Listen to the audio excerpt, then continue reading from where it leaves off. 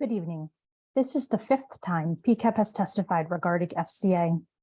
We appreciate the red lines, which incorporate many suggestions we shared on behalf of affected families and communities. Tonight, PCAB wishes to shift the conversation away from FCA in isolation. A 2018 report on rezoning feasibility noted that the district had not comprehensively rezoned in 2 decades despite significant population shifts. Rezoning might sound distantly related to closure, but it is not. Data provided to the Operations Committee shows variable school enrollment rates, driven in part by nearly half of families opting out of their home zone school. While some variation is expected, PCAB sees disparate utilization in which overcapacity schools neighbor under-enrolled ones. Understanding how and why families choose schools is urgent, given that the district is projected to fall below 86% utilization in a few years' time.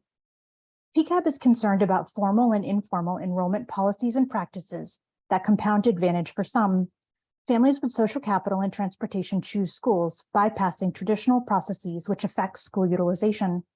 These practices create 2 separate and unequal systems: enrollment mandates for some and an enrollment menu for others. PCAB is unaware of any comprehensive examination of enrollment policies and practices, even as Policy ADA states. City schools will work aggressively and efficiently to eliminate inequitable practices, systems, and structures. What practice is more fundamental than enrollment?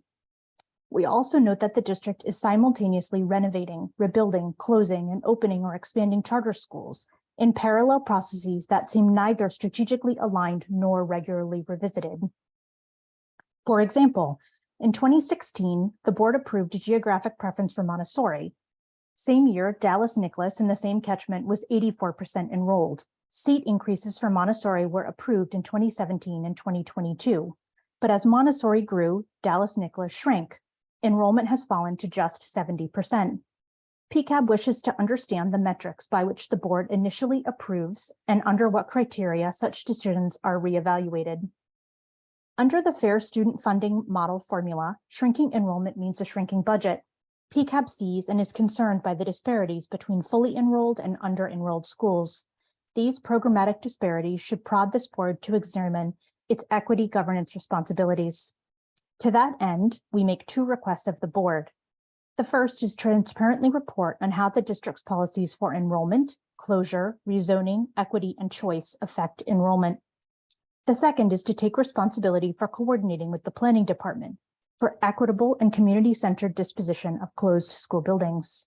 On the first request, schools do not become under-enrolled overnight. When enrollment begins falling, what is the board's governance role in stemming loss? To quote Eve Ewing, something that seems excruciatingly obvious yet has gone undiscussed in the official district narrative. Where is the accountability from the district leaders themselves? Is it fair for those charged with allocating resources to levy the accusation against those who are supposed to receive them? For example, using Policy ADA to examine the placement of enrollment boosting magnet programs. The yellow dots are schools closed since 2013. Blue dots are middle school advanced academic and ingenuity programs. Why are these programs heavily concentrated in the northern half of the city where school enrollment is stronger than on the west side where enrollment is weak?